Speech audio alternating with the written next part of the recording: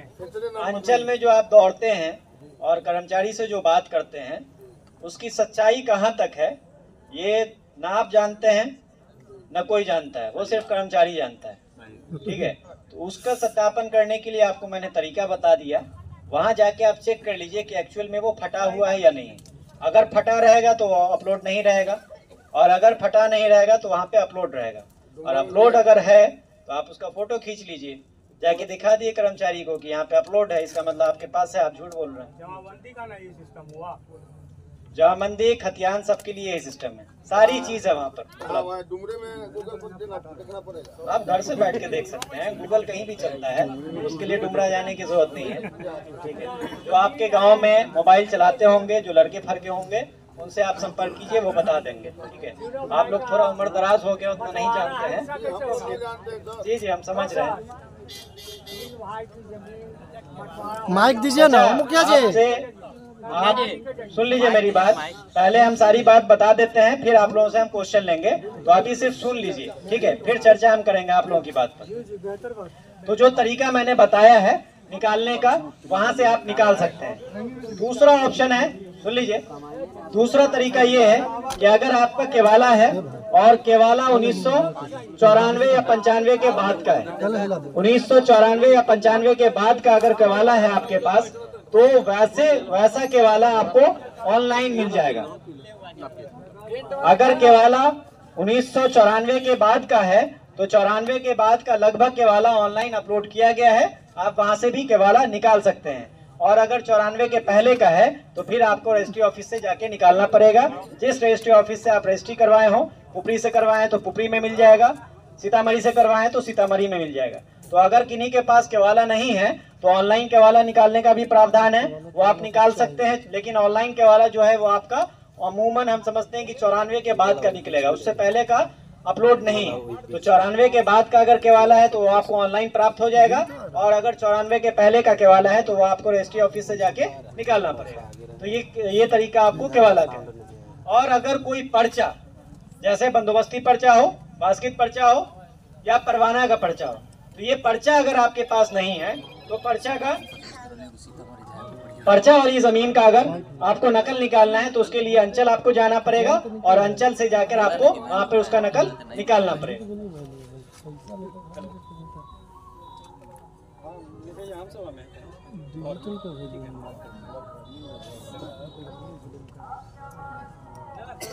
ठीक है, तो अगर पर्चा की जमीन आपके पास है तो पर्चा का भी नकल अंचल में निकलता है, वहां पे अप्लाई कीजिए। अप्लाई करने के बाद आप पर्चा का नकल निकाल सकते हैं।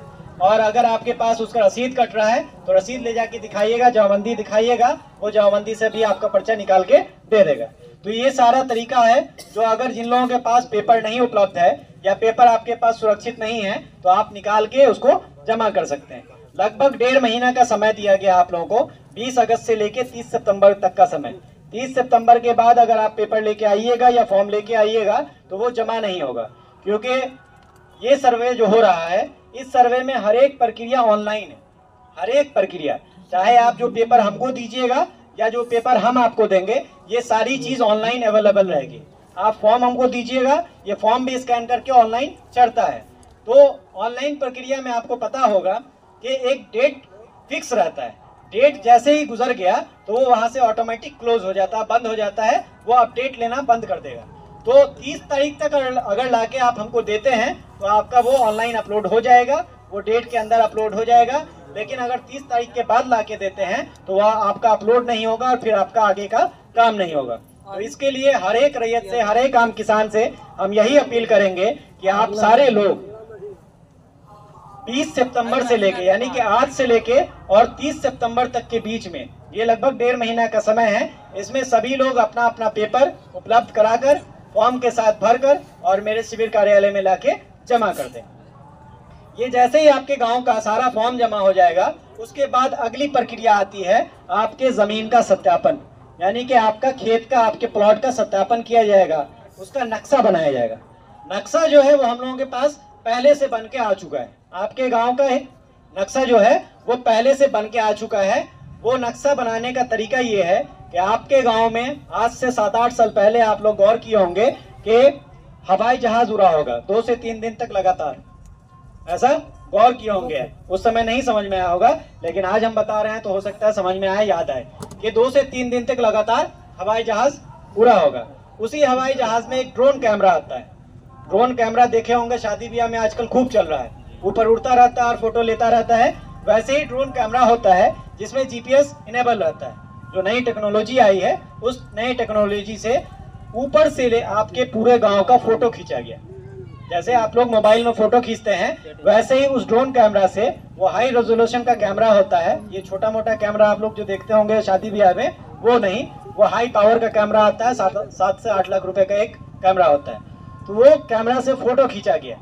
फोटो खींचने के बाद जो जमीन का रेडियस होता है, उस रेडियस के हिसाब से उसको फिक्स किया गया, और फिक्स करने के बाद आपके गांव में जहां जहां पर मेड़ दिखा, जहां जहां पर आरी दिखी, वहां वहां पर उसका नया नक्शा काट के बना दिया गया। अब उस नक्शा को, वो तो नक्शा बना दिया गया ऐसे रैंडमली, जो ऊपर से दिखा वो नक्शा बना दिया गया। अब उस नक्शा का हम लोग सत्यापन करेंगे, उसको जांच करेंगे कि जो नक्शा मेरे पास बन के आया है, जो ड्रोन कैमरा से फोटो लेके नक्शा बना है, वो हूबहू आपका स्थल पे मैच करता है या नहीं करता है, उसकी जांच की जाएगी। वो जांच करने के लिए आपके गांव में हम अमीन को भेजेंगे।